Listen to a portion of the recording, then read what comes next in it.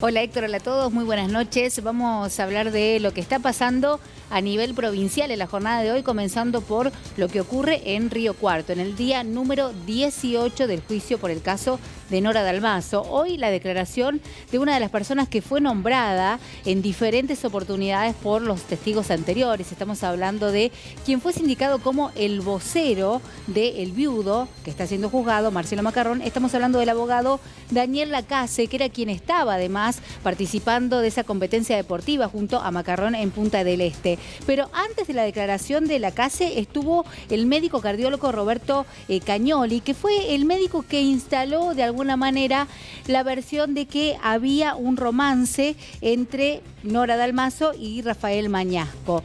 El fiscal le preguntó de dónde él había sacado eso. Él dijo que había sido un rumor que había escuchado, que lo había compartido con otras personas en una clínica que él trabajaba y que así se había disipado este rumor, este chisme, podemos decir de alguna manera, Héctor, de alguna manera señalando esto de pueblo chico, infierno grande, refiriéndose a cómo corren este tipo de comentarios en ese contexto en donde se victimizaba aún más a la víctima. Después, ahora, Lucía, son tantos los testigos, pero en general, digamos, nadie ha roto con la declaración, retrotrayéndonos al comienzo de la causa, que tiene que ver obviamente con el asesinato de Nora, pero más o menos todos están declarando lo mismo, ¿no? No ha habido una contradicciones, ¿a eso te referís? No, han sostenido la declaración que han hecho en su momento. De hecho, todo el tiempo el fiscal vuelve a aquellas primeras declaraciones que en muchos casos hicieron ante los medios de comunicación, porque recordemos que fue un escarnio mediático el que se hizo con este caso. Bueno, ya lo hemos hablado muchas veces, el mal tratamiento periodístico que se hizo de esta causa y las desprolijidades que hubo por parte de la justicia. Dijo Lacase que él nunca fue vocero, que durante esos primeros 3 meses él habló de más, que se puso de alguna manera como ese título, pero que él nunca fue vocero de quien era en ese momento su amigo, porque también dijo que no es más amigo ni del viudo. Ah, no es más amigo. No, ya no están unidos por esa amistad, ni con Macarrón, ni con el Francés Roer, que es la otra persona que ha sido señalada en varias oportunidades. Sin embargo, pese a este distanciamiento de amistad que ellos tienen, bueno, en relación a todo lo que ocurrió una vez que sucede el crimen y después de esos primeros meses posteriores con el tratamiento que hubo en la prensa, él dijo que si bien Macarrón es una persona parca, es una buena persona. Hizo también referencia a la familia del viudo, que dijo también que son familias que tienen valores y que, pese a que tal vez puede parecer parco, es una buena persona. Ahora, de alguna manera haciendo referencia a su calidad de persona, defendiéndolo de algún modo. Difícil hacer la lectura. Bueno, él de alguna manera se aparta de ese título de vocero que se le endilgaba, pero por otro lado reconoce que era uno de los que más hablaba, y así fue la definición. Él dijo, hablé de más. Sí, hablé de más. Tal vez yo hablé de más, pero no fui vocero. No tenía ese rol, ese cargo asignado. También se refirió a Bertea, que era en ese momento el secretario de Seguridad de la provincia. Dijo que él fue quien se encargó de barrar la cancha, de hablar con los policías y de todas esas situaciones que generaron mucha más confusión. Dijo... Bertea se fue de su cargo por su propia conducta, se reunía con funcionarios del Poder Ejecutivo y con el fiscal general siendo secretario de Seguridad. Y en relación a la declaración que hicieron algunos policías días anteriores, donde también lo señalaban a Lacase, dijo que los uniformados que declararon en realidad habían sido partícipes de la investigación por orden de Bertea, que Bertea había sido quien había de alguna manera incidido en el obrar de la policía que entorpeció la investigación en aquel momento. Bueno, qué difícil todo esto, y esto continúa y veremos hasta cuándo. Así es, Héctor. Pero vamos a pasar a otro tema, otra información del ámbito de la provincia, un anuncio que se hizo hoy a través de las redes sociales y que tiene que ver con la 4ª dosis del coronavirus. Es lo que ha anunciado el gobierno de la provincia de Córdoba a través del Ministerio de Salud de la provincia. Lo hizo a través de la cuenta de Twitter, como suele hacerlo habitualmente, y esto luego es tomado por los medios y replicado por todos los medios de comunicación, y se informó que desde el miércoles se aplicará esta 4ª dosis de la vacuna contra el coronavirus. Acá vemos el comunicado que puso el gobierno en la jornada de hoy. Mañana comienza la aplicación de la 4ª dosis de la vacuna contra el COVID-19 a personas mayores de 12 años en vacunatorios y farmacias habilitadas en la capital de la provincia y en el interior de Córdoba. Y continúa ampliando esta información Dice, si bien tenemos grupos priorizados para la cuarta dosis, hay disponibilidad de vacunas. Bien. Mirá qué distinto a lo que vivimos un añito atrás, ¿no es cierto? Ahora llaman a que se vacunen. Por eso, las Bien. personas de 12 años en adelante que tengan colocada la tercera dosis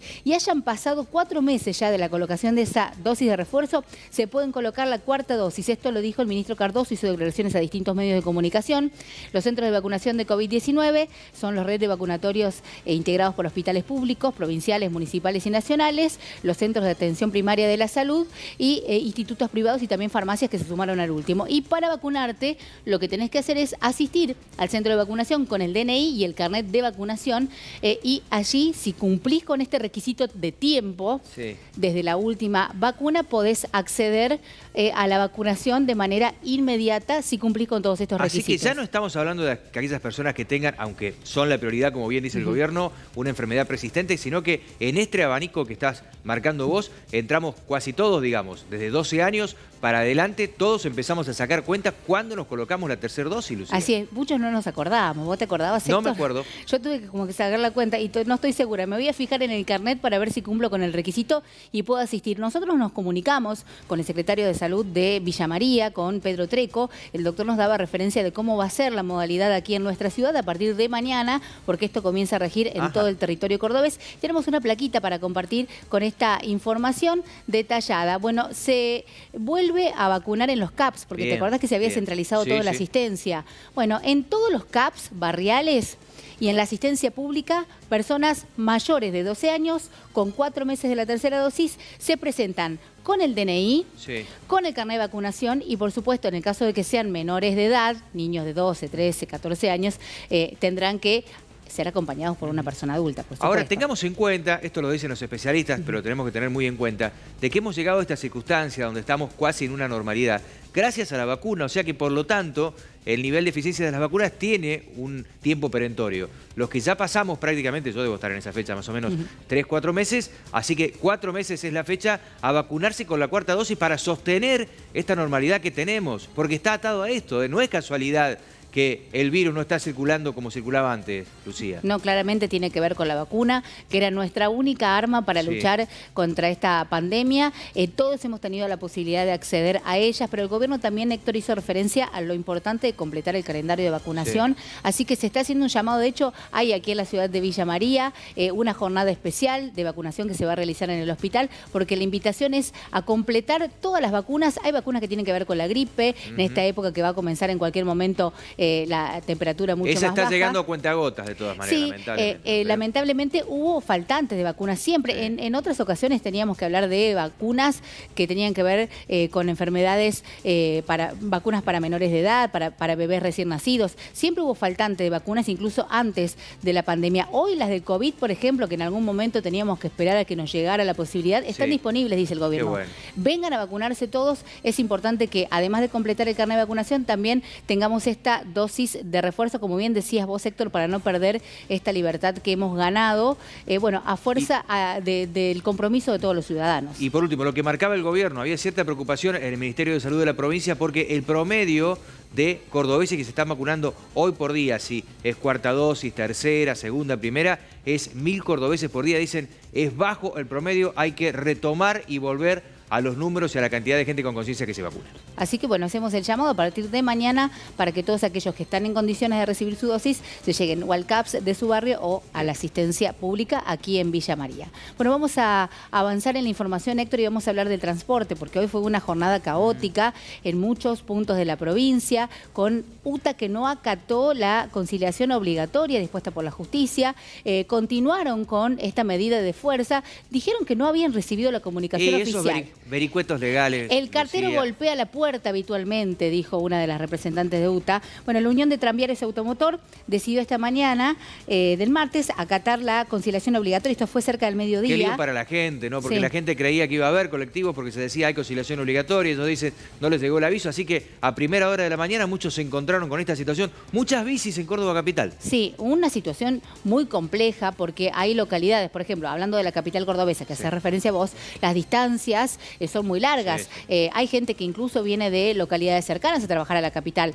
gente que vive en Carlos Paz y que de qué manera tenía otra alternativa para llegar, si no a través de un auto particular, de alguien que lo acercara. La verdad que fue muy complejo. Escuelas que no tuvieron clases porque no había transporte público para que los chicos asistieran a los establecimientos. Así que fue a urbanos en Córdoba y Sí. larga distancia. Sí. Todo al mediodía volvieron a la normalidad. Volvieron a la normalidad. Las partes en el conflicto, según lo que indicó la justicia, deberán en un lapso de 10 días hábiles zanjar sus diferencias y buscar un punto de acuerdo que permita la salida del conflicto. Recordemos por dónde viene esta medida de fuerza, Héctor, qué es lo que están reclamando. Regía desde las 0 del martes hasta las 23:59 del miércoles y apunta contra las diferencias de salario entre los conductores de las líneas que operan en el AMBA con respecto a la del interior. Esto ocurrió en distintos puntos del país. En Santa Fe, por ejemplo, la situación también fue bastante complicada. El paro incluía movilizaciones a gobernaciones provinciales, afectaba las líneas de corta y media distancia de todo el país, con excepción de AMBA, que incluye a la ciudad de Buenos Aires y el conurbano. Así que bueno, ahora tienen 10 días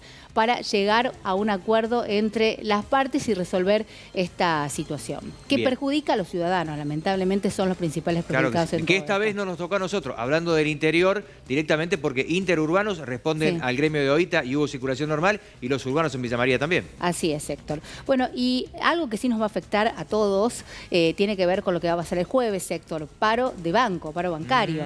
Lo anunció la bancaria a través de un comunicado. No va a haber atención al público, no va a haber recarga de cajeros, no va a haber atención telefónica. Pará. ¿No va a haber recarga de cajeros, me dijiste? No va a haber recarga de cajeros, no va a haber atención telefónica ni virtual, lo cual complica bastante las cosas. Desde el gobierno han adelantado el pago de los haberes de jubilados y pensionados. Sí. La Asociación Bancaria de Córdoba informó a través de un comunicado lo que va a pasar el jueves 28 de abril. Dice que después de haber llevado a cabo el plenario de delegados de toda la seccional, habían resuelto el paro general previsto para el jueves y que es un paro total con presencia en los lugares de trabajo a fin de asegurar la medida de fuerza e informar a través de asambleas a compañeras y compañeros los motivos. Y también dijeron que aquellos que son contratados también estaban invitados a sumarse a la medida de fuerza porque contratados y tercerizados, dice bancaria, son considerados para nosotros compañeros también con los mismos derechos. Así que va a ser una jornada complicada el día jueves porque la sabemos discusión que cuando está no hay porque banco, todavía están en plena paritaria, es discusión salarial, pero se le suma también el hecho de que ellos plantean de que aquellos bancarios que se jubilan o se retiran de su trabajo, no aparecen reemplazos. ¿Eso es lo que están hablando? Así es. Bueno, ese es uno Y de el los cierre de reclamos. sucursales es un problemón también. Sí, ese es uno de los tantos reclamos que vienen llevando adelante y que esperan resolver a través de esta medida de fuerza que sea atendida por quien corresponde para que finalmente puedan lograr estos derechos que ellos consideran que no están siendo, que están siendo vulnerados para todos estos trabajadores del sector bancario. Así que el jueves paro de bancos para que estén atentos a aquellos que tienen que realizar algún trámite. Importante hacerlo en la jornada de mañana porque el jueves no va a haber dinero en los cajeros automáticos, en algún momento se va a terminar y no va a haber recarga.